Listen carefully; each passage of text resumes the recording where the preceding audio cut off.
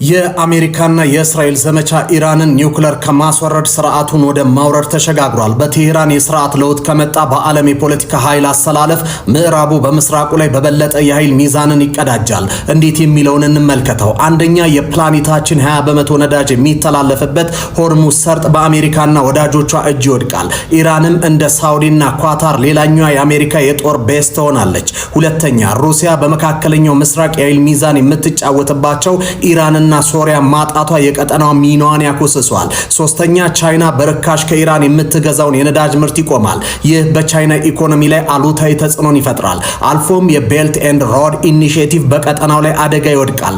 አራተኛ፣ the axis of resistance የሚባሉት የኢራን አጋሮች ሐማስ፣ ሁቲ፣ ሂዝቦላ፣ ዜናባዮን፣ ፋትማዮን የህልውና አደጋ ውስጥ ይገባሉ። አምስተኛ፣ የሳውዲ የዩኤኢ እና የባህሬን ብሎክ ቀጠናው ላይ ያለ ብርቱ ተቀናቃኝ ይዘውሩታል። ከእስራኤል ጋርም ያለ ወዳጅነት ይጠነክራል። የመጨረሻው የመካከለኛ ደረጃ ሀያላን ሚድልስ ፓወር የኒውክሌር ጦር መሳሪያ ለማምረት የሚያደርጉትን እሽቅድድም ያቆማሉ። non proliferation of nuclear weapon በቀጠናው ላይ እውን ይሆናል።